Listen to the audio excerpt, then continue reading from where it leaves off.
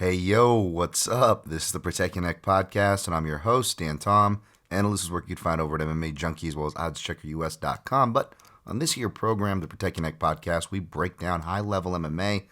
That's what we're going to do here today, tonight, whenever you're listening to this. Hopefully it's before the fight, recording this on a Thursday night. Well, it's evening, but the sun is still out, It's setting right now, but, 7 o'clock-ish, near 2. Here in Vegas time for UFC Vegas 53, UFC Fight Night Font vs. Vera, UFC on ESPN 35, all the different names. Check the timestamps as per usual. When that starts, we break everything down from top to bottom. And as per usual, I will recap all my picks and plays at the very end, which will be useful because I'm going to have more than is used to be in character. I don't know if that's because of the influence of the MMA analysis boys over there. Shouts to those guys, and thanks for having me. That was a good time with them, and also other guest co-host Aaron Waters show. But yeah, check the timestamp for all that as far as the breakdown starts in the show notes. If you're listening on YouTube, thank you. Still don't deserve your subscriptions there. I've been meaning to get back to the messages too. It's been insanely busy. I've been barely having enough time to get drunk and pay off this bet for Verbal Tap, which I plan to do. I mean, I've had the alcohol for like 2 weeks I've been sitting on. But that's kind of how busy I've been, so I apologize. But I appreciate y'all there, YouTube, Daniel Tom MMA, if you want to subscribe. Or, Apple Podcasts or whatever podcast platform. You can check the show notes there. We're going to start, of course, with just hopefully a quick recap here just of some of the Bellator Hawaii stuff and UFC Vegas 52 recap, which was a good week. Yeah. All right. Bellator Hawaii recap. Basically, I also want to shout out my guy, Liam Picks Fights. Let me get his handle out there. I was going to try to pop on his show, especially because he had my guy, Luke, Liam at Liam Picks Fights. Is a good dude in the space. Really like Liam. And who did he have? My guy Luke at SWR_Benton. Couldn't join them, but plan on talking to them regardless if it's here or their shows soon. Just good dudes I always chat with. Wanted to give a shout. But yeah, Bellator Hawaii. Let's see here. Liz Carmouche, nearly committed a murder if it wasn't for Mike Beltran stepping in to save poor Juliana Velasquez, who was helpless. That bet was never in doubt. I'm just kidding, folks. It wasn't even a full cash because part of me sprinkled on decision in one house, as some of you did. But you still, if you kicked for coverage as you should, if you're playing a dog, you still came away with some scratch to lead into the weekend, which was nice. And obviously, I'm gonna take full. I always complain, of course. When do I not complain? No, but I also try to keep the same energy in my defense. And yeah, I like I tweeted, I did not, I bet on Carmouche and I didn't like the stoppage. Thought it was premature. Could have let it go. All that same stuff you've heard. I don't disagree with, and I will fully admit this was a good beat and a good beat on WMMA that I happen to be on the right side of. So I'm glad I didn't lead you guys wrong, and knowing you guys cash made me feel a bit better. I hope obviously they do the rematch. Barzola defeated Mikhailov. I saw action on both sides. I just wanted to stay away. Danny Sabatello, who looks like he's the Danny Sabs. He looks like he's like the love child of Joe Pesci. Shout to Scott Fontana, and another Joe though I'll add to Scott's is Joe Warren. I feel like he's an amalgamation of those two guys. Just kind of storming on the scene. And not much else to really talk about from that card. They usually kind of lightly do that one since that's more for the troops, and I'm sure they let in the fighters' families. But yeah, that's like first responders kind of a night. And then they usually stack the next night, which was Bellator 279. It was so hard watching. This is the first Bellator Hawaii events I didn't cover. I'm not going to get back on my soapbox like last week. I'm just fucking grateful to be working. There's so many things to be grateful in life. Not complaining, but it did suck. I really wanted to be there, man. And just, seeing the walkouts and just the, I don't know if it was to be a heel move. Like I saw Helwani tweet for Manny Sanchez's walkout, which, by the way, good value there. You look at it as far as Medeiros. because Manny Sanchez hasn't been looking good, moving up in weight. And Madero, so he's fighting a featherweight, whereas Medeiros is a, welterweight, used to be a heavyweight, right? Some fought like crazy high weights, but, was a welterweight, lightweight tweener.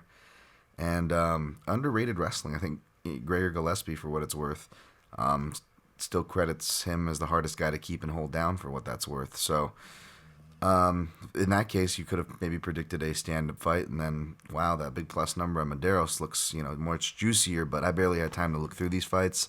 Again, I was kind of calling audibles. There was just so much events and coverage I still had to do, even from the comfort of my home. But Manuel Sanchez, I don't know if he did it, back what I was saying, as a heel move to walk out to Brada is, but, like, it's not just like, that's BJ's walkout and they're in Hawaii, but, like, as far as what it meant for, Hawaiian sovereignty and that whole movement. And yeah, it is someone, one of my followers made a interesting tweet. It's true, man. It is kind of ironic, it's all heavy military when these Bellators do these Hawaii shows, and you see Ali Malay, they base them around Ali Malay, and Ali Malay's out there, reminding you 1893, baby, stolen land, that was a land was a lot of land we got annexed that year, I believe, to Cuba and other places.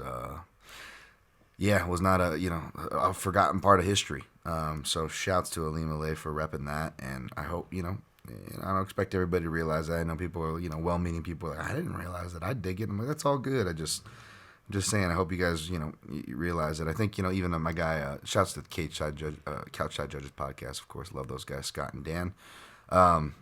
Even my guy Scott, has just said, like, it's different than state pride is different in Hawaii. It's not like being in California. It's a whole different thing, and he is absolutely right about that. So I know some other voices in MMA are trying to represent that and falling on their face.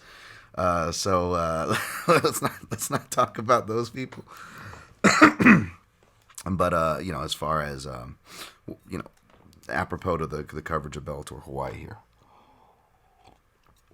props to Ali Malay, who had a really, I don't know if I want to say a bad showing, because I didn't really watch the fight, but yeah, I was surprised, man. Just on paper, this and that, and it looked like Justine Quiche was like, she was like on her Instagram, like, oh, I barely made it through this camp, thanks for these people, and like you look at all her photos, she wasn't even putting weight on one leg. I'm like, this girl is injured, and I'm like, of course she's.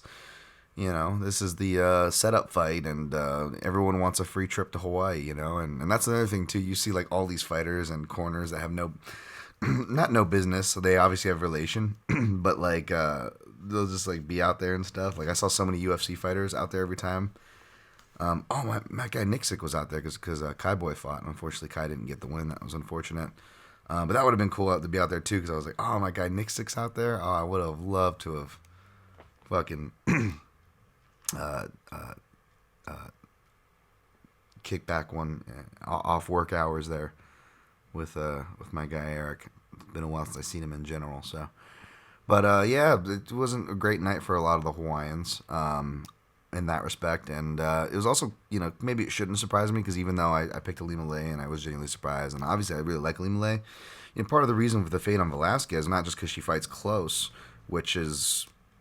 we'll play into one of many dog plays I got coming your way here on the card, but was also because I think people forget that Bellator's female division, not only, not to pick on the ladies or anything, but like just kind of stating facts, and not to be a facts bro either. Definitely don't want to be that reply guy, but it is something I've always said, just limited sample size, and you take that, you can kind of amplify that when you consider it's not just because it's Bellator, but the fact that Bellator started this division from scratch.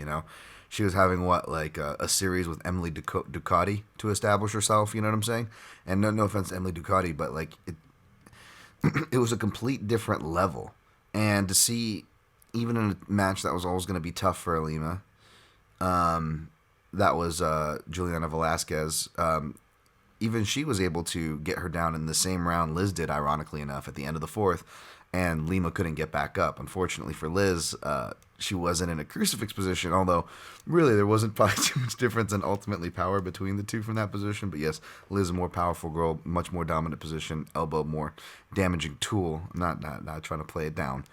But it was kind of ironic, right? That fourth round. But yeah, back to that comparison, though. We forget that was the measuring point. And Juliana Velasquez didn't have the strongest. It's not like she came over from the UFC or anything, or she fought former UFC girls in Brazil. Like, it wasn't any of this case, you know? She was fighting close with Bellator level, whereas Liz, say what you will, she's fucking battle tested. And females and heavyweights, there's a lot of, ironically, similarities in the fact that the coin can flip that fast, not in the sense of knockout potential, but in the sense of fight swings. You see upsets more in the female divisions, mischaracterized odds, and then you also have that lighter men's weight class feel where, since no one's getting finishes and the action's moving pretty fast and wildly, you're really depending on judges to have good eyes and exchanges, you know, and whatnot. And that's very difficult to them in their defense, because as you can see, as I don't pick on the judges, as I more pick on people and their arguments,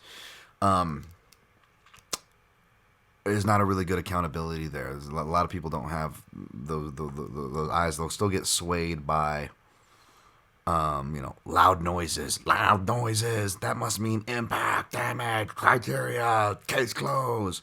It's like, not necessarily.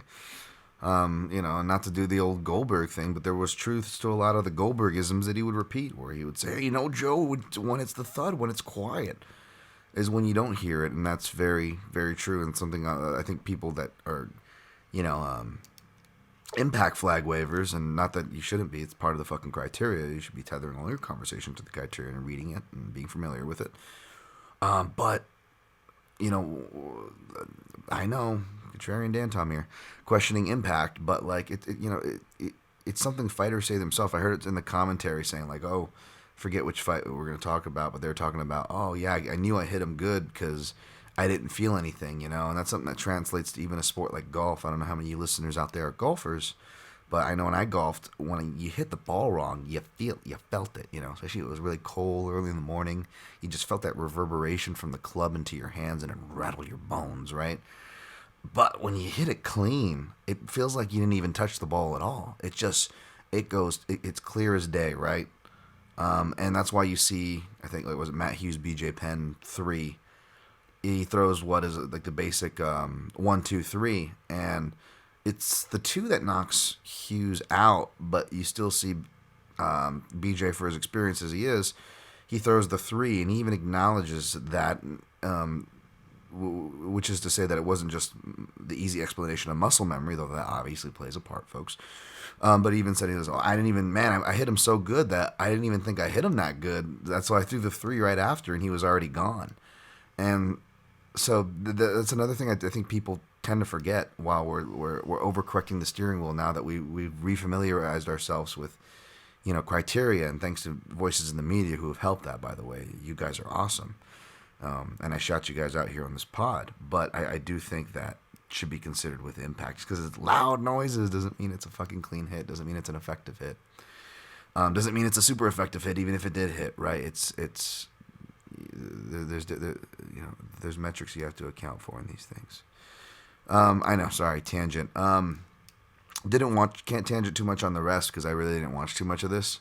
Again, it was a winning night, and I tweeted that I laid off my parlay even though I technically picked all favorites. And good thing I didn't, because again, I said, it wasn't the Extreme Couture bias just because Patchy Mix was training Extreme Couture. You guys know, if anything, I'm biased toward the Gooch, and I picked the Gooch, for the body work and stuff that he was landing, and people who I trust that judge fights, said this could have been a draw, and you could even made an argument for Horiguchi, depending if you go a 10-8 on one of the rounds or not. But I didn't watch this close enough to make the argument, folks, so I'm not going to venture too far into it. I'm not going to take away from Patchy Mix's. Props to you guys if you were on Mix. I had some friends of mine, I think it was Liam. Speaking of Liam, yeah, I think Liam was big on it. I think my guy Clint was on there too. I'm going to be on Clinton's show next week, by the way, with my old co-host, Dan Levy. So check that out. But yeah, so I stayed away, so I didn't really, and then subsequently was barely watching this. Like, barely was watching the Rafion Stutz Juan Archuleta, and as soon as they said KO, or like it abruptly finished, like I was surprised. I picked Stutz by decision. I'm not fronting. But at the same time, when I was, over the shoulder, heard the result, I already knew what it was before the strike was. I knew what the strike was. It was him dipping into a head kick. Death taxes and wrestle boxers dipping into head kicks. And then Cyborg Blanco went the distance. And yeah, so that was Bellator Hawaii. 15, 50. Now we'll go UFC. UFC, it was a winning night, man. We went 8-3 overall, 1-0 in our parlay, 1-1 in straight plays, 3-1 in props, 0-1 in the round flyer. But we did finally hit one of our prop parlays. If you guys have been round robining my props, you've been making out real good for the last 6 months. Y'all been supplying this fucking habit of yours off if you've been doing that. But for me, I don't have that house, unfortunately. That does that here in the U.S. that I like and trust, unless you want to recommend me some. But yeah, I did hit 3 or 4 props. Or what was it? It was only plus 1,075 for 0.33 units, but that was a nice bump, man. So I'll take it. And even though I hit that and it was a winning night, it felt like a losing night because my whole timeline since it, apparently the second coming of Christ fought in the co-main event. And Jessica Andrade, by the way, defeated Amanda Lemos. I wasn't even watching too closely. She didn't, look like Lemos was a mix of Lemos fighting a good game plan and Andrade fighting maybe a bad one to start, but then Andrade obviously eventually got a hold of her and recreated that Jessica I, Zoila LaFausto finish, if memory serves. Is that an old Strikeforce fight or something? Not Strikeforce, but that fight that put Jessica on the map that got her into the UFC when she stepped up to 135. But yeah, good on Andrade, and again, folks, people forget, a lot of people that I trust scoring, as well, also confirmed that I'm not crazy for that. There's a strong argument that Andrade won that first fight, and obviously would have won it if it went 5 rounds. So that I'm hoping that she gets another shot at Chud Hose. But yeah, you would, and then she cast the inside the distance, which capped off, I believe, a 1. Why don't we just look at it right here, dummy? I have it written down. It was only a 3-leg parlay. Yeah, it was only a 3-leg prop parlay, but 1 leg of it down. Probably one of my more confident plays of the night if I had to put on it, and maybe shouldn't have been as confident because what I was betting on is probably more of a fade of the other person. But that's the one that I missed. That's Claudio Puelles defeated Clay Guida. And again, man, like I had a really good night, but it's just everybody was just like jizzing themselves. Even people I respect, I'm not throwing shade or whatever, but there was just like, oh my God. Like, you could argue that Andrade's submission was more impressive, and I think people were arguing between those two mainly, whereas I know, surprise, surprise, in the minority. I was actually arguing for another submission that was the most impressive, and of someone who should have got the bonus. But we all know how that goes. Guys like Puelles will get the bonus. No, Puelles, again, he's, not to play the fucking classes and whatever, but man, I do love seeing people from like,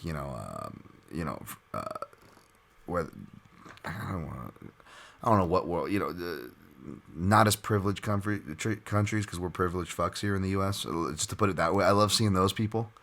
I hope that comes off in the spirit that it's meant. I love seeing those people get the bonuses. And usually they're on the prelims, not in this co-main event spot.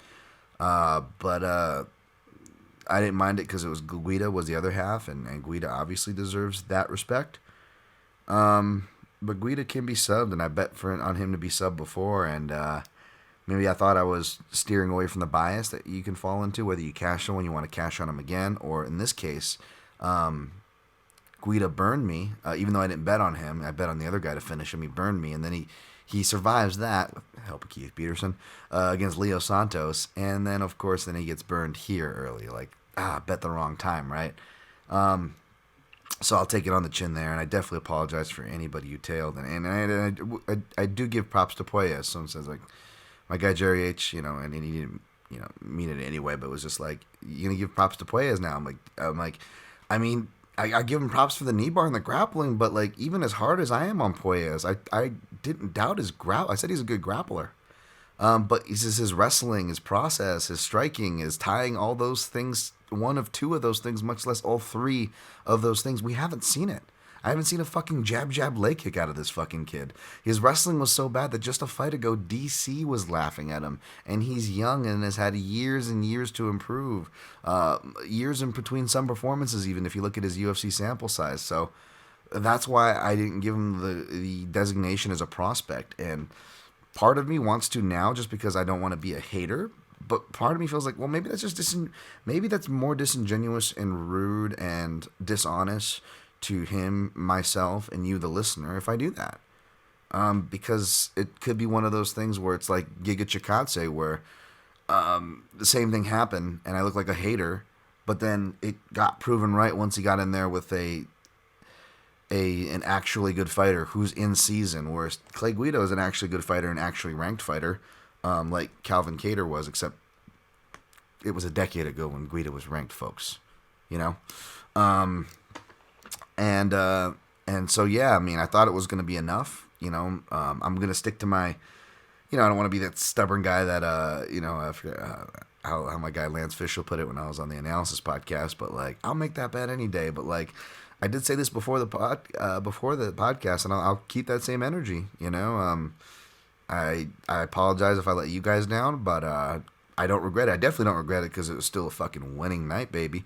But I don't regret, you know, taking veterans to fade these unproven guys until they show it.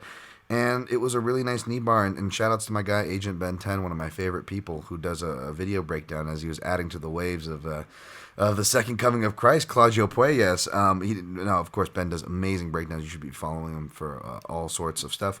But yeah, it was a great knee bar, man. Good transition, great feel. The dude's a natural grappler. He can really get into those flow states, and that's great. That's all great. But it's like, guys, are we not going to pretend that, like, between 145 and 155, the divisions this kid's competed in, like, that is, you know, if you want to be a one-trick pony that's just submissions and have, like, mediocre wrestling, like, that's great if you're in middleweight, light heavyweight, or heavyweight. But in those technical divisions, how many times have we seen that? I mean, even in the quote-unquote, and, you know, I'm not trying to be rude to middleweights, light heavyweights, or heavyweights, but even in those less technical divisions, how many fucking guard players, you know, have we seen, right? Even Verdum, he had to get Cordero striking. He had to get underrated wrestling to become the first person to take down Travis Brown, right? Like, he had to go through, and he had to go through years of all these lessons and getting his ass kicked. To get to that level, you know what I'm saying? Or they're like Paul Sass and they're just like a fun flash in the pan, and that's all cool. And I'm not hating on that. Although, you know, at least Paul Sass was a little more, you know, he was a lot easier to like, especially for a guy like me, you know, because he was like Garth from Wayne's World. Like, in his interviews, they'd be like, "Oh my God, how do you keep hitting the triangles, Paul Sass?" And he's like, "I don't know. I like to play." Like, it was like the it was like, you know, I believe he was a Scouser too, wasn't he, Paul Sass? But yeah, he was like the Scouse Garth from Wayne's World, you know, whereas Puelles, it's just like, oh my God, how do you keep hitting this low fucking percentage move over and over again? And he just fucking leans into it. He's not even like just accepting the credit. Like, you're already fucking 150% overperform. You're a winner, bro. You're even going to be more than a winner because you're getting an undeserved bonus. And I'll say that because there's a really good argument for who should have got that bonus instead. But, now you're going to be like, oh, I don't even practice it at the gym, even though one of the tweets on the screen was Michael Chandler going, Claudio Puelles has the meanest knee bars in the gym. And I think that even, like, tweeted out before he even hit the knee bar. So I'm just like, dude, your own fucking teammate, like, ratted you out. And second of all, okay, you know what? It's an awesome knee bar. Yeah, what he did was awesome. I'm not denying that, guys. Okay. And you know what? Let's believe him. You know what? Let's you know, I'm not going to S the D, but I'll get on my knees just for a second to humor this proposition. Okay, you're right. You don't practice it, Puelles. So what the fuck are you practicing? So you're pretty much saying that what you practice in the gym, you don't do. Huge red flag. And not only do you not do what you practice in the fucking gym, and you have a good gym to practice in. You got good coaches and training partners and a good regimen, so that sure as shit ain't the problem. Not only you don't take advantage of that and do what you do, what do you do instead, Puelles? you go to your back because, again, that's so successful in MMA, no matter division, right? Much less in technical divisions would still carry knockout power, like lightweight and featherweight, real smart, real long term. And then even from there, not just, going to the back. We're not even just going to go guillotines, triangles, then arm bars if we're going by the male divisions as far as like, top three. Let's just go bottom three. Let's go fucking knee bar, And so yeah, it's crazy, but I don't know how long that's gonna roll. And you know what? I should be happy everybody is sucking this guy's D, because like it's gonna make a really good line when he finally faces someone good. But my worry, and I'm putting this out in the universe, I have a feeling they're gonna put him against fucking someone like Jim Miller again, like a Clay Guida, and and then they're gonna give him credit. He's gonna get like some heartbreaking fucking loss, of course. That's just gonna like cue that meme of Anakin, all the Anakin Skywalkers freaking out that I tweeted on Twitter like the other week. I love it. I'll probably should have tweeted after play as one. I was just having a good night, so what can I say? I'm not hating. I go on my rants. I get passionate, folks, but obviously you can't take this stuff too seriously. You got to have a short memory in this game. You got to turn the page next week. But definitely on the fade plant list, though. Puelles is, man, definitely on that fade plant list. So again, props to him. Props to Puelles betters, Puelles sub betters. Legit props to you guys, man. But just careful on that ride. Because if they actually give him someone good, like, again, I don't see this kid beating anybody in lightweight top 10 unless he makes some serious strides in his game. So, I mean, I could be wrong, but again, folks, I could go on examples for days, but I want to blow through the rest of this. Macy Barber defeated Montella Desarosa. Oh, my God. I have to do my Macy Barber impression like every time I hear her talk.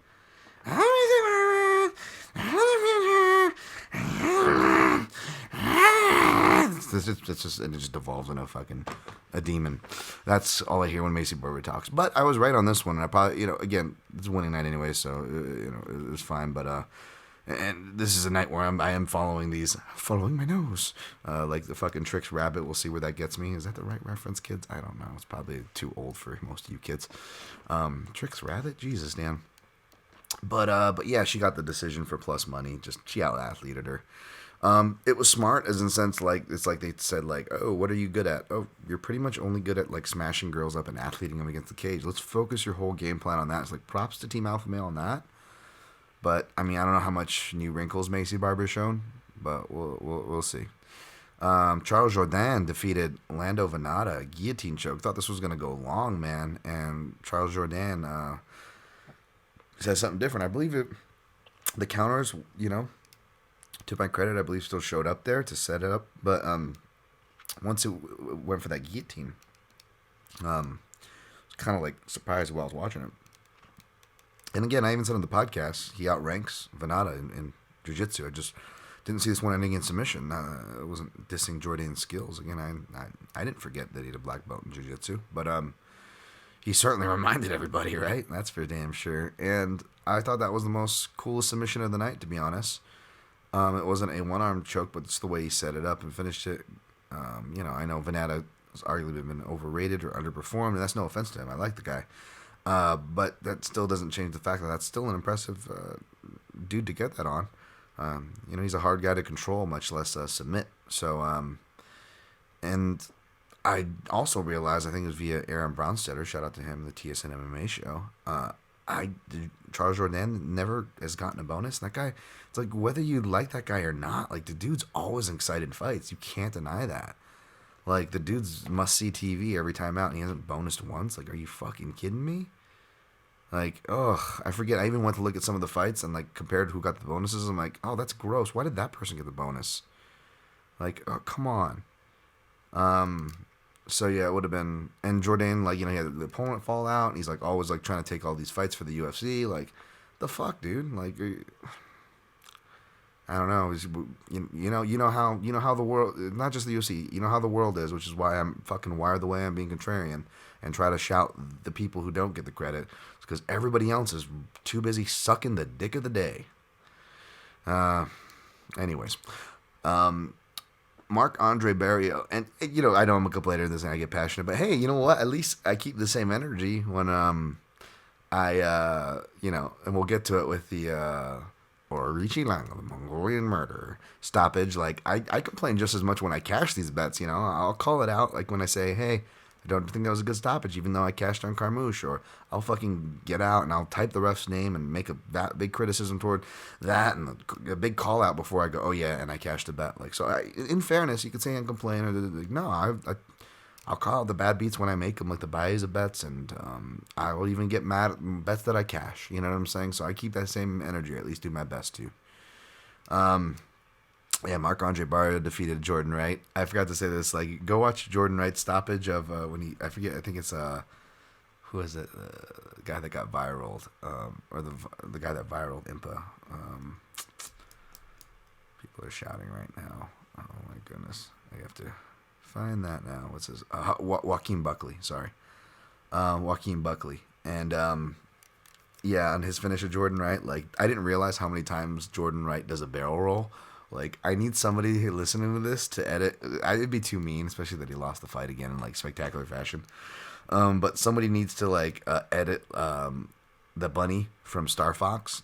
I don't care which version, but just do a barrel roll. Do a barrel roll. Do a barrel roll. Like, there's a YouTube video of that. Someone needs to edit that with that finish of Joaquin Buckley and Jordan Wright. Or just go back and watch it for yourself if you don't want to do it, and just play it in your head, and I know it's not a nice thing to make fun, because Jordan Wright seems like the nicest fucking guy, man. He really does. Like, I feel like me and him would be martial arts buddies, so I feel bad making that joke, but at the same time, I can't help myself sometimes. You guys know this, for better or worse. Sergey K. Hondasko, shout out to my man Aaron, cracking me up with the E Honda reference. Defeated Dwight Grant via TKO punches. Didn't watch this one too closely. Tyson Pedro. My guy Brad at Brazchuk wanted to hear, well, how would Bing say Tyson Pedro Munoz? And I'm like, Tyson Pedro Munoz? the Tyson doesn't change too much. It's much shorter and not as twanged out, which I prefer the Australian version. Shout out to my guy Mark Fellows there. Sometimes I like saying the names. I like Jake Matthews. Jake. Love Aussies, man. One of my favorite character actors right now is Ben Mendelsohn. That guy's the shit. Fucking Ben Mendelsohn, baby. Of course you're a Ben Mendelsohn fan, you fucking hipster. Tyson Pedro defeated Ike Villanueva KO. Wow, alrighty. If you use him instead of Chase Sherman or Romanoff that got canceled on your round robin parlay to do a fourth, since I didn't have one to give you, you would have still cashed there. But I know a lot of people did that Sherman one and probably already had that locked in before it got canceled, so we're stuck there. So that sucks, but at least the main three, if you stuck to the main three that I was on, you still cash some money, baby. Orichi Lang, the Mongolian murderer. Told you I'll take this guy going up in weight versus the guy that should be going up but is going down, which was Cameron Else. And what did I say? That durability. And sure enough, that inside the distance cashes, baby. So it was Richie Lang and Mark Barrio, and both the inside the distance legs cashed too. So that was real nice. That made us sitting pretty, which made losing the Clay Guida bet a little easier to swallow. And of course, the Andrade inside the distance brought everything home with in the green. Preston Parsons. I'm glad I didn't end up laying the submission. He went for it. I wasn't wrong with the analysis there, but Evan Elder, tough as nails, man. I hope he gets a full camp, and man, he just got fucking scarred up and took a beating. Poor guy. Hope he recovers fast. Felipe Lins defeated Marcin Prachnio. That was jumping out at me, man, but I didn't have time to get it, and I don't know how much confident I would have been enough to play anyways, but Lins definitely was the play there. Props if he took that. Welterweight Mike Jackson defeated Dean Barry. This just looked sloppy as hell. It is. I'm just going to laugh at it all because it's also pretty funny, so... Props to Mike Jackson for going 2-0, baby. All right, we do that. 34. 55. All right. You're going to go to UFC Vegas 53 now, folks. All right. Got a lot of plays and a lot of talking points. So we'll see. My main event breakdown is up on the headliner if you want to go check that out in depth at MMAJunkie.com. Rob Font, -135. Marlon Chito Vera plus 115. Big fan of Font, but I ended up going with Vera in this. I just basically think that the small cage is going to favor him. Font is going to start off this fight really well, but to keep that lead and finish strong, he's going to have to walk a very fine line. And I don't know if he can do that. You know, we saw him kind of fall apart and shoot panic shots into guillotines against Pedro Munoz back in the day. And, you know, pressure shut him down as well with John Lineker. You know, he was able to get Douglas De Silva. Check Douglas D on steroids, D on Just such a funny nickname. But he was able to get him, but, you know, and he's improved his wrestling too. I think Font's the more likely to shoot and maybe could get some control time. But I think it's going to be, the rounds are going to be determined on, if that does happen, on whether or not is Font, you know, we're going to weigh what Font's able to do with the top position versus Vera, who's, you know, he's going to be throwing slicing elbows and submissions and looking for scrambles the whole time. So if it does make it a decision and they grapple, I think that could be a hinging factor.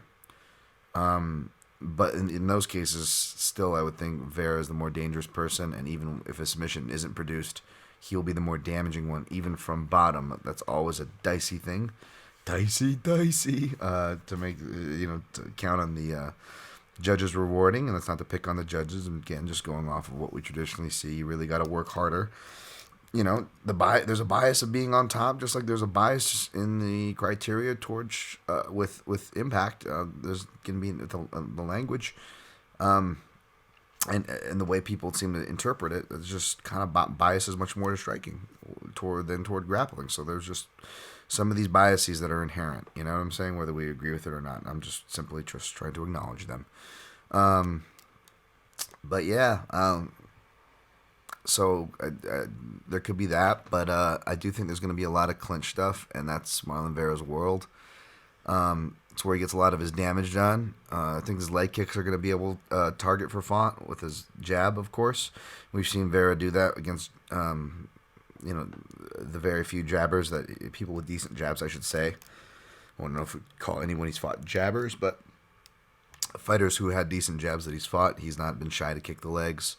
Marlon Vera's not shy to work the body, which is great, because that's been a traditional target of Font. But Font, that's also been a traditional target of Vera. They share that their weaknesses in that regard. As far as counter fighters or fighters who could competently counter and work the body, has really wreaked havoc on both of these men, not just Jose Aldo. If you look at their career, right? And Font, you know, he notices that Vera does a shelling defense a lot, so he says he wants to take advantage of that. So I think uppercuts and body work is going to be Font's best shots here. But Marlon Vera just seems deceptively durable and stupidly durable. Not deceptively, he's stupidly durable. It's pretty obvious. And his defense has deceptively been getting better since he's been working with Jason Perillo.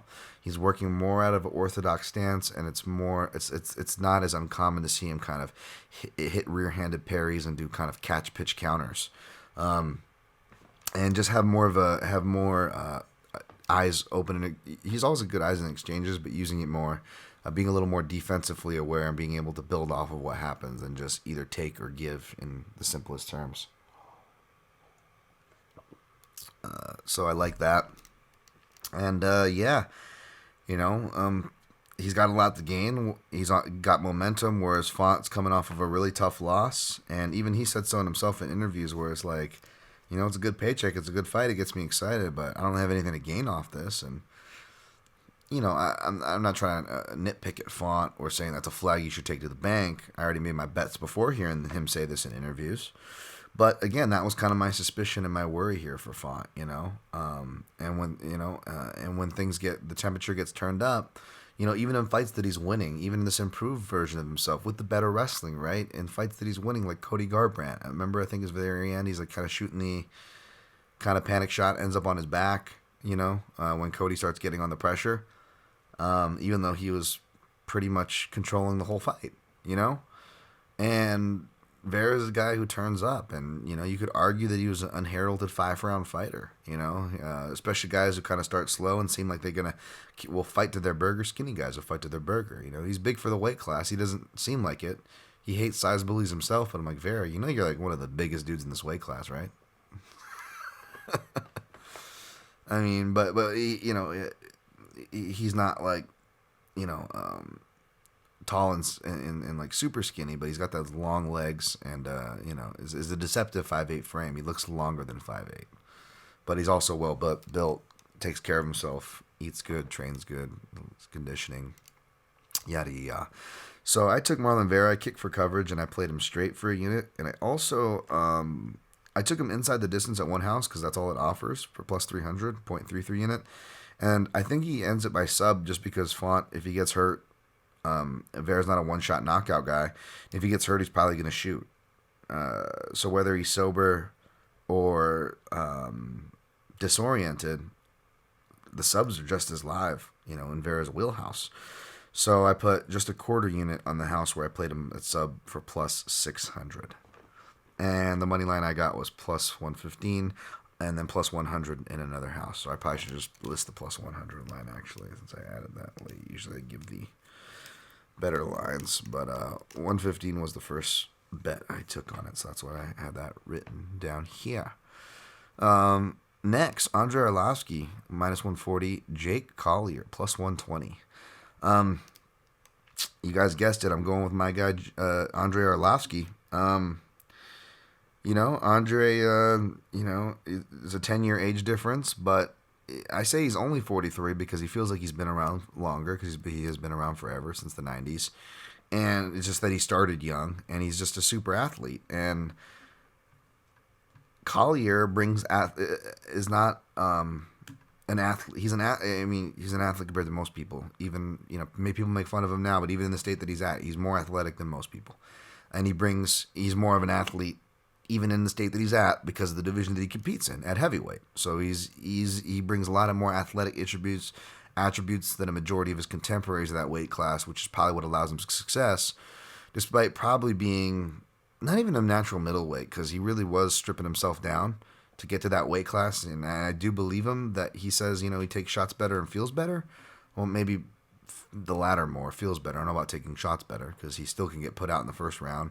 And he still gets hit a lot early and doesn't seem to like it, so he'll play on the outside and kind of work his way back into the fight and then get crazy again. Because the dude's a tough guy. Don't get me wrong, I'm not saying he ain't. But he's human. He's not like Collier ain't some super athlete. He's not even some super, durable Darren Elkins type, right, who makes up for it with just unwielding and ungodly headfirst durability. But he just brings those attributes. But the problem is he's facing an actual athlete and an actual heavyweight in Arlovsky.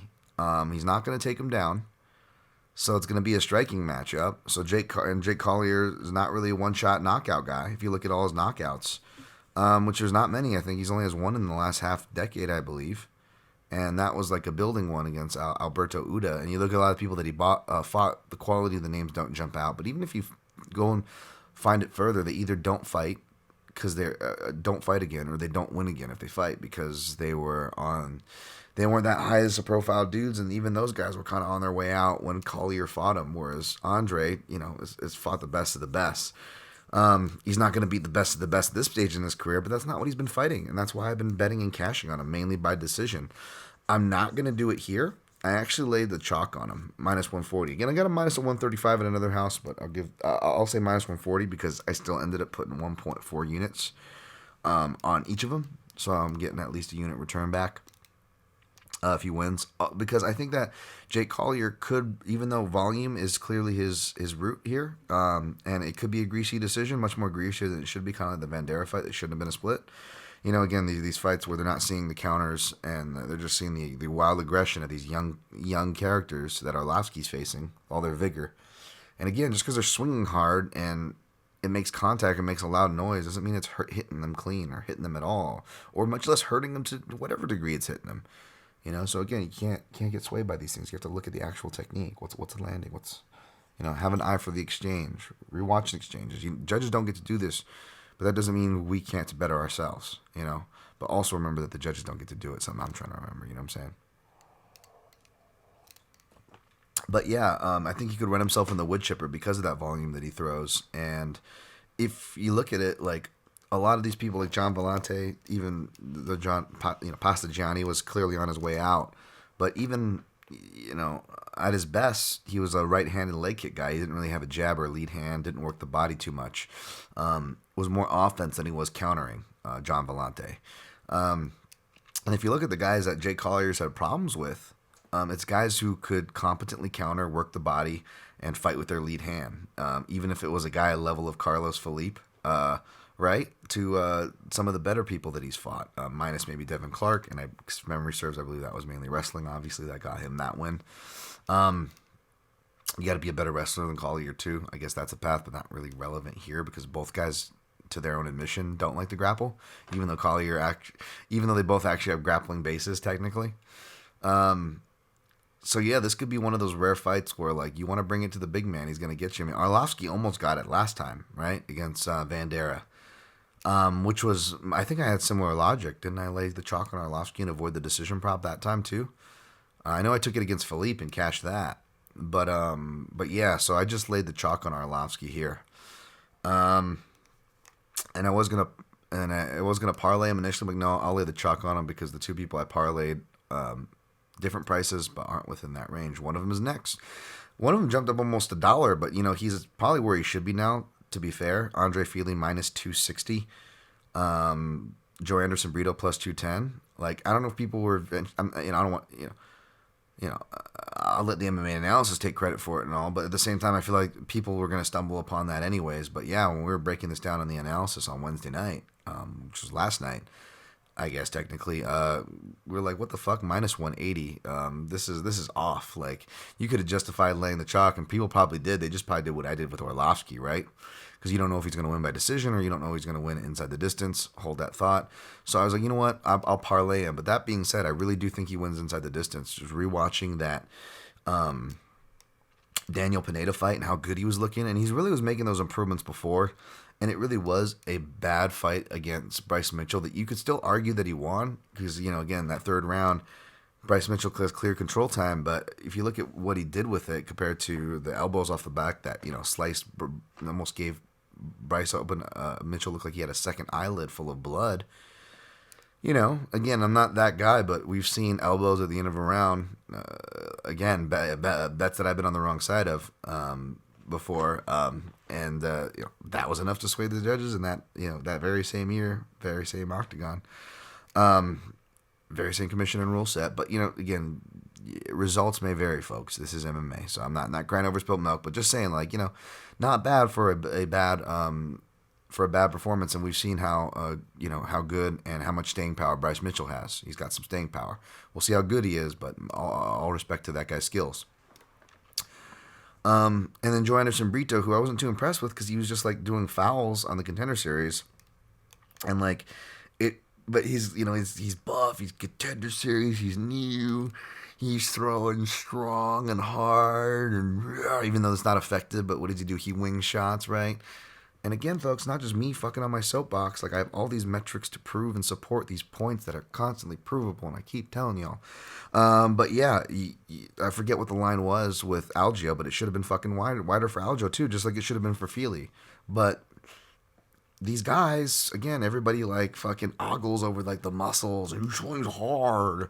And they let that dictate the line or age, and it's like Algio's not that old, man. He's seasoned. He should be fighting in his prime right now. Same with Fili.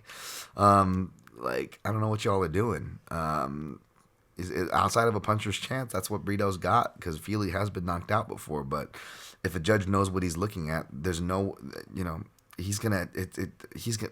so many things would have to fall in line for Brito to get a even semi-justifiable decision. It's got to be knockout or bust, and I think Fili may actually be the better wrestler because Brito's more of a first layer guy offensively and defensively. He doesn't have the hustles and multiple layers and mat wrestling like a Mitchell, which was the key to Mitchell's victories, not just victory over Fili, right? Brito doesn't have that. And he's more control, ground and pound, and go for the back. He's got submissions, but I don't think he's going to be able to dominate a guy. Feely's big for the division, just like what do you call it? Algio. Except Algio didn't even throw lead hands as much less jabs, and Feely's going to have jabs, so that guy's going to be open to jabs all day. And I'm pretty sure I didn't go back to listen to my breakdown, and I really should. But there's very few times where I go, mark my words, and I feel really dangerous, I mean, again, I'm look at me last week. I got burnt betting the vet, and what did I do? I'm laying the chalk on the vet in the co-main event again. It's okay. I've got enough plays that shouldn't make or break me, because I'm depending on more dogs this card, so that's kind of to balance out the chalk and my reads there with Andre. But back to this fight with the Feely and with the Feely and Brito, is the mark my words. Yeah, this and the next fight. I'm pretty sure I said mark my words. Joe Anderson Brito is asking to being knocked out by a check. He will be knocked out by someone who throws a check hook. And Feely, I think, I don't know if Mitchell, he hurt him with a knee for sure. But I know he for sure hurt Pineda twice with a check hook, man. And then the fact that he was like doing the southpaw double play when he went southpaw to the body and head, that's going to work really good on a guy like Brito, who dips, shells, and opens his body. So he's either going to dip into head kicks or allow you body kicks all day, as long as you can avoid his winging right hand return. Like, ooh, he's going to hurt this kid. So I looked at Feely inside the distance. I'm like, plus 150. You guys know how I do with my parlay legs. This won't be on the odds checker. I'm just going to give you my best 3 dog plays on odds checker. I ain't putting a parlay on there.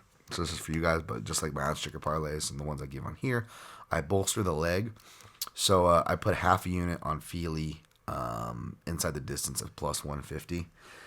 That'll cover the bolstered leg of the next leg in case the next leg fails, right? And then hopefully make back the parlay risk somewhere else. But overall, when I looked at these numbers, even though I'm risking a lot, I do like the balance as much as you can have one in this game, right? Without being an overly hedged guy, which I'm not, and I didn't really take those angles here. So all those things considering, I like where I'm at. I may sound like I'm talking in circles, but I will recap everything. Feely inside the distance plus 150, half a unit. Got him as a parlay leg, paired up with, not yet. We'll get there. But next fight, Grant Dawson minus 180, Jared Gordon plus 155. Another mark my words, Grant Dawson, I'm pretty sure, because when I was watching, I'm pretty sure before the Rick Glenn fight, I said mark my words, and I picked Rick Glenn, and I was on a fucking island with that pick, by the way. Everybody, even people that want to fade Grant Dawson were like, I don't know, Dan, cue the Jonah Hill cut gif. And even though it was a draw, I felt so fucking justified. Because, again, I felt like, and by the way, this is a joke I was going to make, like, again, I felt like, could I just be being Styles biased here? Because I got to call myself out, too, with the Puelles thing, as passionate as I get. Because, guys, I grew up in the 90s. Have I said some words, that weren't, even though I didn't mean that way, we're not nice to certain things, or, I've tried to weed out those really bad words, like the R word, or the, I never really said the F word, but you know what I mean? Like, like R word or certain things like that, but, So I'm not perfect, folks. I'm not perfect. But you know what? I am racist. Now, hold on. Not against races. Because against styles. Now, I guess that would be stylist, but a stylist is someone who does hair. And even though I do a mean fade, I cut my hair today, and I actually cut my mom's hair today. And then I was using these like really sharp scissors, and I actually slit my finger. So clearly, I'm not gonna claim to be a stylist. I'm not a good one. I slit my finger open today. So I don't know what the word is when you're racist against a certain style, but I'm just biased against certain styles. Again, nothing against Peruvians, not racist against Peruvians, but like if Claudio Puelles' style was a person, I would not let him drink from my water fountain.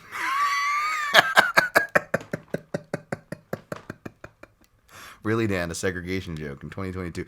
I'm just saying, like, if that classic like black and white photo of the water fountains, like mine would look like it would say opportunists with a circle and a line through it, and then below it would say process-based fighters only.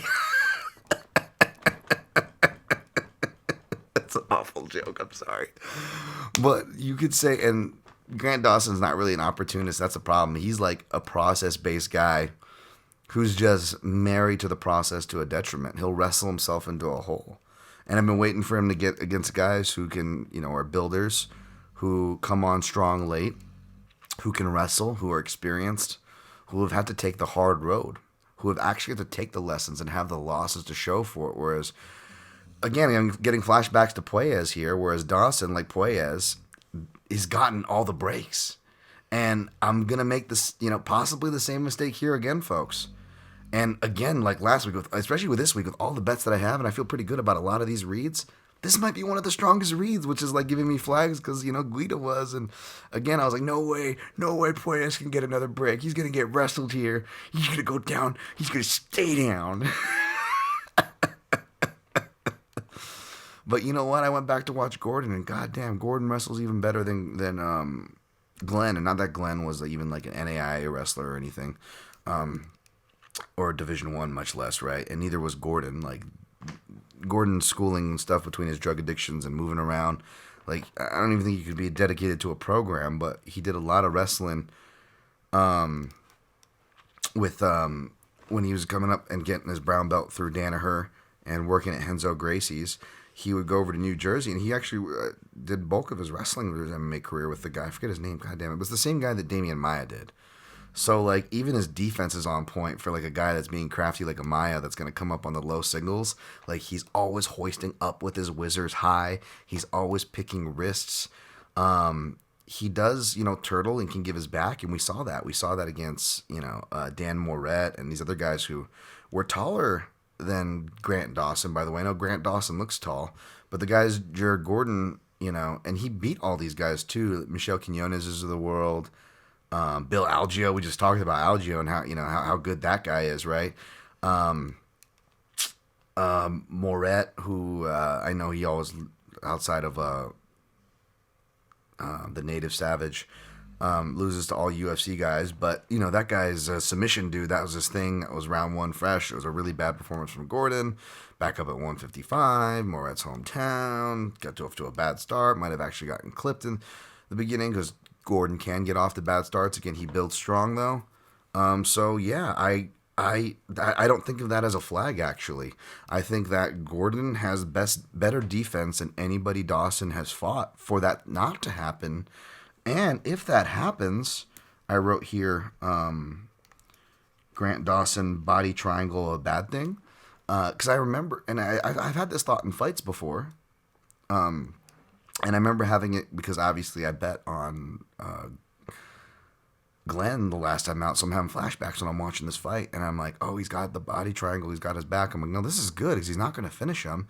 So if he's not going to finish him, all he's going to do is burn out his legs. And he's not a guy to do enough damage to get a 10-8, especially with the way the judges are giving it now, right? So with that in mind, unless your guy's going to do damage and make it without a doubt, if it's a guy who has a propensity to fade against a guy who has a propensity to get stronger, I almost want Grant Dawson to get his back because more dangerous guys have gotten his back, and the only one to finish him didn't even finish him by sub. He was because he had his injured hand that were like Jared Gordon almost lost fingers from that hand. Not saying he wouldn't have lost that match anyways, because again, they fed Jared Gordon to the wolves. Do Bronx, fucking CDF, like third degree black belts. Holy fucking shit, did he get thrown to the fucking wolves? Again, Grant Dawson never had to learn these lessons. He got beat up by lower level guys and still got to skate away with wins or draws. You know what I'm saying? Like, whereas Gordon, man, and now this is multiple camps now. Again, he was also camp jumping for a lot of these inconsistencies. The pandemic. Now he's settled at Sanford and MMA. He's not having to kill himself to make 145. I really like this, man. His cardio is insane. He's gonna make him hustle. And it's like I almost hope Grant Dawson gets the back because outside of Benil Dariush versus Drakkar Klose, and we saw how sketchy that was for Dariush because again, outside of that, what happens, and even in that fight, the one rare instance at a high level where it worked out, your legs are burnt out and rubbery. And if your wrestling's not that great and your striking's not that great, where's your drive going to be for the second round, or the third round? Even if you get, maybe you get the back triangle in the second round, or maybe you get back triangle in both rounds. Well, that's great. That's dominant, but you didn't get a finish. Now you could be, dead to rights. And Dawson's still trying to figure out his body. And I forget who said it on the analysis. I don't know if it was Brad, but yeah, I agree with him. I don't think he's as good as an athlete as both people think that he is, and maybe even as good of an athlete as he thinks he is. And I'm curious if there's any doubt now that he moved over to ATT, which is another huge flag. It's like he was like James Krause's boy. He had that, like, you'll be my dad, right? Like, like a lot of other guys that train under Krause. I'm not talking shit, by the way. Like, I love guys like Julian Marquez and this and that, and they swear by him, and Krause has done good things and this and that. But, like, I'm just saying, like, as far as I'm talking about the mental relationship, like, dude, it's a big deal when you really look up to a coach, or he's your friend and your coach, or a possible father figure in your coach, or a possible friend, father figure and coach. That's a big deal. And then just trading camp, even amicable camp changes are a big deal. What do I always say, folks? You always need that kind of one transitionary thing. You're always going to see not the best performance for the most part, right? It's usually not that first camp. You need that transitionary one, right? Even Macy Barber, I gave the credit to their camp Team Alpha Male, and she's a camp jumper too. But to her credit, she actually was at Team Alpha Male before then as well. But what was that fight? That was the Miranda Maverick fight. Obviously, not a great Macy Barber for even Macy Barber standards, right there. So you don't necessarily see the best fighter. And then you go to his, and you listen to his interviews, and you go to his Instagram, and he's playing the part. Like, look, I'm standing next to this guy. And then he's like, in the interviews going, I'm not just, posing, I just, they're really taking me in. All the coaches have given me time. All the coaches have watched my opponents. I've trained with the highest level guys. It's like, okay, that may be true, but you only got there for 8 weeks, dude. How much is it going to be in 8 weeks? And how much of it are you being the punching bag for other people as well that time? How much of it is you tasting that other level now because you've been insulated, which is the reason why people like myself, even though I've only tried to fade him once, and now it's going to be twice technically. We'll see if this works out this time. 0-1. We saw how that one was going. So yeah, I don't know. I just sense a weird different thing in his confidence. I feel like he's really trying to phone it in. And you look at the captions, it's got a real, like, breakup energy to it. Like you just broke up with a girl. Like, well, I couldn't be better. Everything's great. Look at these high level. Man, getting everything. I'm so much better. Going to be a champion now. You always see that digs with the new team. Like, I didn't realize, but, like, Marlon Vera split ways the last couple camps with Team Oyama. And in his last fight, Vera was with Edgar, and you didn't see Colin Oyama there. And in his interview, fighters always have this energy. So again, they can still win, but it's a flag to me sometimes too. And it was different with Cheeto because he was already, everything was next door neighbors. He didn't have to move states. He was already training at Rufka Gym. He already training with Daryl Christian for wrestling, already doing nutrition here. So it didn't really affect him. But in this post fight, he's like, yeah, with a new team, and they always like give like a dig. It's like that passive aggressive, the fuck you to the ex. Like. I very much get those vibes, and that worries me with Grant Dawson. At least Vera, again, Vera had to go through trials and tribulations. He had to take losses. He had to fight tough guys. He had to go overseas. He had to do all these things Dawson really hasn't. And Dawson may have fought overseas. I'm not looking at that right now, but that's not the make or break to my point, obviously. And yeah, man, I don't know if, Jared Gordon, not necessarily known for his kicks, although I do believe he has a head kick KO on his record.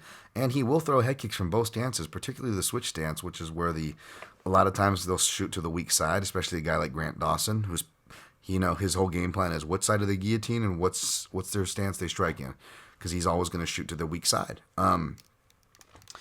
And against Gordon, it's like, okay, maybe he might finally run into those knee head kick things, because he almost did it against Glenn as well, folks. Like, again, I don't know, I nerd out. I love when my analysis is that on point that, like, I'll call something fucking super rare, and then it almost happens. But whether it's a punch or maybe it is that needed the head kick, I think it's going to be a finish, and I think he may need a finish if Grant cardio does look better and he gets off to a good start. But even if Grant does look better and his cardio does look better and he gets off to a good start, I still feel like that third round is going to be hell. And it's either going to be a draw or a close decision win, or Jared Gordon gets the win. So I kick for coverage. I put one unit at plus 155, but I also played Jared Gordon at round 3 plus 2,500 at 0.33 units.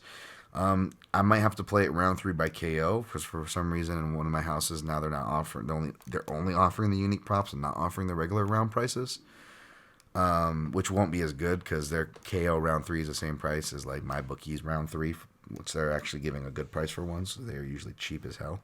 So yeah, if that hits, I mean, I fucking make if Jared Gordon finishes Grant Dawson in round 3, like I think I could lose the rest of my bets on this card and I'll still profit, and I bet a lot. So yeah, that would be nice.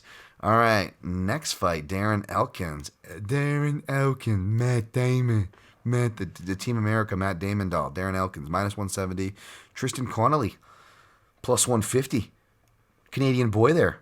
I'm going with Elkins here, man. Connolly fights with a smart game plan, but he's purposely trying to go to decision as his game plan. His game plan, he said to my guy Aaron Brownstetter, is to not finish Elkins. And I get it, because that's where everyone runs into trouble trying to finish him, but I don't think Connolly's going to have to worry about that because he's not a big puncher, and he's not a better wrestler than Elkins. And I don't know if he maybe technically higher ranked than Elkins, but Elkins could be an honorary jiu-jitsu black belt with the grappling level he's had to show, and he had to actually prove in the fights and fires, right? And Connolly coming off of a massive neck surgery, like 2, who had to like hammer something through his throat, and like he's like one of the only combat athletes to have ever come back from this. Should he compete this Saturday? Like, man, that's like saying hammer Darren Elkins. I know Darren Elkins is ready to fall apart at any minute. And okay, if Connolly is able to maybe get Darren Elkins' back or out grapple, but it's like you got to be a really good grappler to do that. And I don't see it, man. I don't see it. I feel like the question is not so much whether or not Elkins wins. I mean, it might be a close decision, but I think it's, does Elkins, finish Connolly or not? Connolly seems like a really hard guy to finish, and even if it is, like, even if, let's say Connolly is able to shut down the grappling, because again, he's not going to submit Darren Elkins. He's got to hurt Elkins to submit him, and I don't think he's going to hurt Elkins, and even hurt Elkins is hard to submit. So it's gotta, like, he's got to stymie it in the clinch. Let's say he's able to do that, which I don't think he can. It's a small cage. It's going to get too ugly. Or even if he wins some of those clinch battles, he's still ultimately going to be the war of impact. And when it comes to impact, like, even if these guys are stuck having a striking battle, they're fighting away from their strengths, I still give Elkins the advantage. He's got god-awful technique. Connolly's got the cleaner technique. But Elkins hits guys pretty hard and is like kind of like rocked guys surprisingly before. Then even like rock Volkanovski briefly or something. I forget, right? But like Elkins swings hard and it's going to be more impactful. You just got to worry about him getting cut like he always does. And then, losing a fight, because of like blood damage from round 1, which we'll talk about in some of Christoph Yako's past wins next. But so I parlayed Darren Elkins with Andre Fili, even though I'm pretty sure Fili will get the finish, and since I'm pretty sure Elkins will get the decision, I bolstered the Fili leg with the inside the distance plus 150. So I bolstered an Elkins leg plus 135. I think I had it for plus 150 at one house, but I wrote plus 135 because, again, I'm trying to give you guys the more realistic numbers for the most part here. So whenever I can, obviously. And I put, what should I put? I'm more confident on that one, and that was almost going to be a straight play by itself. So I put 0.75 units at plus 135. So that pays off the Fili inside the distance in case that misses. And then some, should this decision prop cash. And then the parlay is plus 121, and I put a 1 unit. That's Fili minus 235 I got him at, and then Elkins minus 180, plus 121. I got it plus 124 at another house, but again, giving you guys the more, I'm secure enough with myself to round down. So plus 121, 1 unit. Christoph Yako minus 160. Gerald Mearshart plus 140. GM3. Was worried if I was being biased here, but I ended up kicking for coverage. I played GM3 at plus 150 at 1 unit. I don't know if you can get him at that now. Basically, I know it's a sub prop, but Yako, does he point or Mearshart get sub? I don't think it's that simple. I think Yako definitely points because that's how he wins. Because this theory, he doesn't like fighting. He complains when he's getting pushed off against the fence. It's weird. He's 4-0 against southpaws, but you look at the fight against Anders and Askham; those are fights where they both could have won, and I think Askham should have won if you go back and look at that fight. But Askham gets damage done on him early; it looks really bad, so he's just got blood pouring on his face, and he's super tall because he's the Castle Yorkshire guy. Yorkshire, all right, and he's like almost like falling over with every shot, but he's landing the more quality shots on Yako. and beating him up in the clinch. And then Yutko, like, is an inexperienced referee, and he complains to the ref, and the ref just lets him off. And then Yutko does flashy spinning shit that doesn't land and fucking steals the round, of course.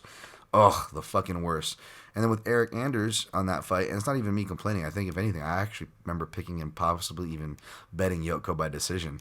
So, but the Eric Anders, I went back. So, if anything, I cashed. And was right. But it pissed me off going back and watch it because I'm like, dude, Eric Anders could have totally won this fight.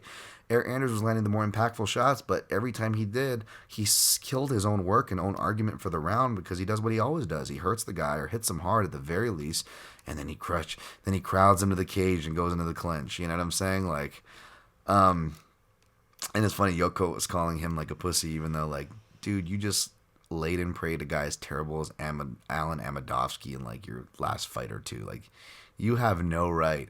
And then he's like calling like fucking GM3 a bunch of fucking names and shit. Like, Gerald's like, I've got more submissions I got more finishes than you. I also have the same amount of knockouts. It's like, you've had like one finish against like a chinny guy. Like, it's so fucking awful. So Yoko, I think he's been asking for it for a minute. He was on a long losing streak and probably should have been on his way out. And, you know, I know he looks good, he's in shape, and he says he's feeling better this time, no injuries, and, you know, he looks the part on the Instagram, taking all the pictures, making the rounds. Hey, pose with me for ATT, yeah, we show this how we training. And it's like, but he does that like every fucking time for years now. He's been at that camp forever. The camp's not going to make the difference for a guy like him. Well, could he win this fight? Yes, but it's not because he was at ATT, this camp. He's been there forever, and his style is still fucking... His wrestling's gotten better, but his style's just as fucking stupid. It's a point fighting style, and he will swing hard for a point fighting style, but like, his process is just silly. He doesn't put enough numbers out there, kind of like the Juliana Velasquez. He fights way too close. And it's like Gerald Meerschaert, I think he's like 2-1 against Southpaws or something. Like, but it's like, two of those fights were both against Sam Alvey, where he beats him the first time by unanimous decision over 10 years ago in a 5-round fight, but then loses a 3-round. I obviously didn't go back to watch it because it's not relevant, but it could be like the Jessica Andrade Rose Namajunas thing, where it's like, oh, they were going to give Rose the rematch in the only way that she can beat her, which is a borderline nip and tuck decision that probably should have still went to Andrade in a 3-rounder. So it could have been one of those things. And then you look at it, oh, he also lost to like was like 1-2 or something. So he also lost to Eric Anders, and it's like, well, he actually beat Eric Anders that fight. He outstruck him, and Gerald Meerschaert actually looks like he strikes really well against fellow southpaws. To be honest, and Meerschaert already has a beat. He's like, yep, he's gonna be looking for my legs. He's gonna be looking to do this, like, and if Yoko's coming in better condition for this fight, well, guess who else was in bad condition in their last fight? It was, and he didn't have to win by split. He actually got a 3rd-round finish despite not being in good condition. So again, he looks slow, but it's not gassing. It's slow and steady wins the race, baby. Slow and steady wins the race. It's not a gas tank problem. Even when he has a gas tank problem, he still gets the 3rd-round finish instead of like the corpse of Misha Sturkinov, who like he was already on his way out. And you know, I like Misha, but I was saying that, I've said that, and it's been proven to be true now multiple times. Like, his wins haven't aged well, whereas Meerschaert, yeah, it's like Darren Elkins or Gordon or these other guys, Feely, that I'm betting. It's like, yeah, they don't have as clean of a looking record if we're just going by numbers, which I fucking hate those numbers arguments. There's so many idiots in the comment sections of MMA decisions going, yeah, but he landed this much significant strikes. Like, show your fucking work, not bullshit stats numbers, which there's so many of these fights. The stats numbers were completely fucking wrong, by the way. But yeah, that's every card, though, every week, and I'm a fucking broken record. But yeah, like, in other words, like, Gerald Meerschaert can outstrike him and win a decision here if the judges are, you know, sticking the criteria and going off of impact, not getting swayed by Yutko's breakdancing, spinning, woo-woo bullshit. And even when they're not striking, they are going to find their way into the clinch, and Krzysztof Yutko's got really good takedown defense by percentage, and he's got good technique as well. It's going to be very hard. But Yoko will throw himself off balance sometimes. He's been much better about that. He's a very risk-averse fighter. He's been much better about throwing himself out of position. But when he does, he literally throws himself out of position. Not like, oh, he could have been countered there. Like, no, he slips and fucking falls. And that's all you need is one of those. All you need to do is give one front headlock. And when Yotko does scramble, he goes turtle. Except I don't trust his defense like a Jared Gordon's. And he's a middleweight, of course. Yeah, man, I feel like Meerschaert, you know, and when Yutko gets hit, by the way, he only needs to get hit by one clean. He doesn't even go all the way. He doesn't even go like unconscious when you see this. So I don't know if it's a bad chin. He just shells up and he's done. He's like, no, I'm not taking anymore. Like if you look at it, like yeah, Uriah Hall, like that's his MO. But like, and I'm not saying this to discredit Brad Tavares. I obviously disagree with this stereotype. I am, you know, probably co-captain status near of the Brad Tavares fan club. You guys know I love my boy Brad, but what is his stereotype that not me, other people give Brad? He can't finish. He's a decisionator. Brad Tavares fucking finished him with just one punch. He was done.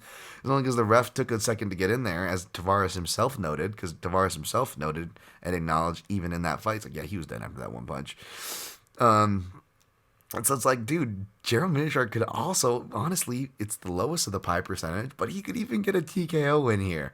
Like, all three pathways are viable. So I kicked for coverage, Meerschaert plus 150. And another thing that I don't like about his Yatko's point fighting style is that he actually gets tired, which makes sense because he's moving around, and he's only 32 or 33, but it feels like it's been getting worse, like he's an aging fighter and the style's catching up to him.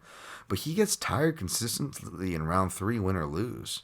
So again, plus 150 Gerald Gordon 1 unit, but I also, or not 1 unit, Gerald Gordon, GM3 1 unit, but I also, Meerschaert round 3 plus 1400.17 unit. I sprinkled a little bit there too. So I'm bolstering, these guys a little bit, but if they cash, they're going to cash big. So that little bonus addition is, in my opinion, even if it all falls flat, worth for the potential collection on the other end. We'll see. Francisco Figueiredo plus 100, Daniel Da Silva, Lacerda, Miojo minus 120. I'm gonna go with him here. I think Big Fig got initially opened as a favorite because it's Figueiredo is the last name. I didn't tape this, so beware. That said, I did play the under at plus 100 at minus 105 in one house, half a unit on both, and it's in a prop parlay. All these props I have 2 prop parlays and that I rounded up all my props into. But that's all I have for this fight. Just betting the violence. That's it. Alexander Romanov minus 2,200. Chase Sherman plus 1,100. Romanov by submission.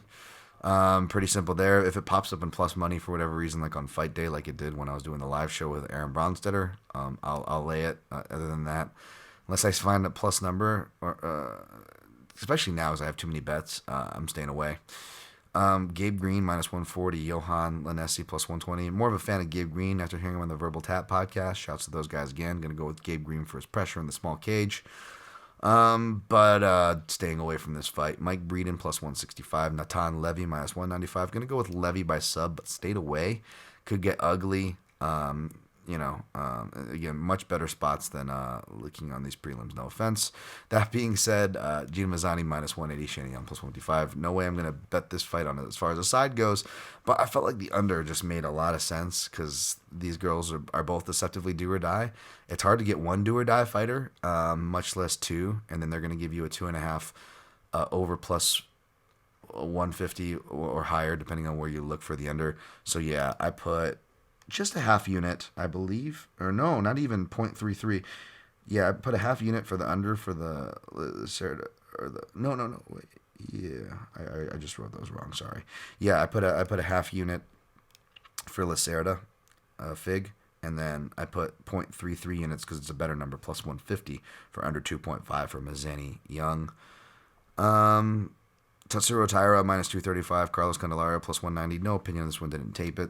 Better spots. Hoping for Japan to show out nicely, but we'll see. Not gonna get my hopes too high. All right, how did we do on time? 119. Well, better than last week. All right. I didn't give you guys any of the prop parlays, but I'll just save it for this recap. So, recapping picks and plays from the top. Taking Vera over Font, taking Orlovsky over Collier, taking Feely over Brito, taking Gordon over Dawson's Creek, taking Darren Elkins over Tristan Connolly, taking Meerschaert over Yutko, taking Da Silva Lacerda over Figueiredo, taking Romanov over Sherman, taking Green over Lanesi taking Levy over Breeden, taking Mazzani over Young, if I didn't clarify the pick there, taking Tyra over Candelario. I parlayed Feely and Elkins. Feely minus 235, I got him, and Elkins minus 180 for plus 121 at one unit. Straight up, I took GM3 plus 150 for a unit. Straight up, I took Vera plus 115 for a unit. Straight up, I took Gordon at plus 155 for a unit. Laid the chalk on Arlovsky at minus 140 for 1.4 units. Props and bolsters to some of those plays that I already gave you. I took Vera by submission, plus 600 in one house. I took him inside the distance at plus 300. 0.33 units for the plus 300 play, 0.25 units for the plus 600 sub prop. Mazzani Young under, minus 2.5 plus 150, 0.33 units. Lacerda Fig under 0.25 minus 105 / plus 100 for 0.5 units. Elkins by decision plus 135, 0.75 units. Now, if you want to, you can mix any of these up anyway if you feel more confident on the other.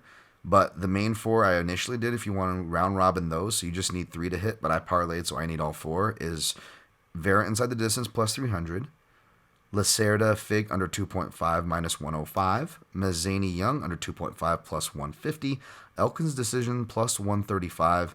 And that was for, if you parlay all 4 of those, it's plus 4,488. I put 0.10 units. That's just 10 ducats on that one. Feel free to round robin that for a better percentage. That way, if one falls, you still cash. I believe 2 even. You might even break even or something like that, or just over. We'll see. I don't know. It depends what your house does. The next grouping, I took Feely inside the distance plus 150. That could even be one, that would be the only other one I would maybe swap. The other ones are real long shots that I tied him to, but Feely inside the distance alone plus 150, I put half a unit. Gordon round 3 took a little flyer there, plus 2,500 for 0.33 units, and Mearshart round 3 plus 1,400, 0.17 units. And the last grouping, if you group those last 3, that's Feely inside the distance at plus 150, Gordon round 3 plus 2,500, Mearshart round 3 plus 1,400. All 3 of those is plus 97,400, and I only put 0.05, so 5 ducats, $5 there. And that'll be a pretty penny if that were to cash. Okay, those are my plays.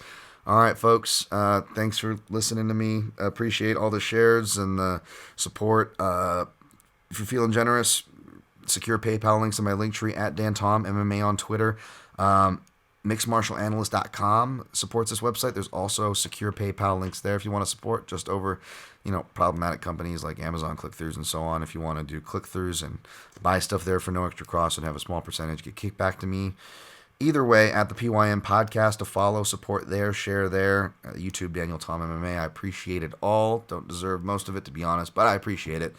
Appreciate you guys and gals and everybody and everything else. Love you all. All love here. All are welcome. I know I could be a lot to deal with, but I like to consider myself an ally. All the best. Good luck on your picks and plays, and always protect your neck.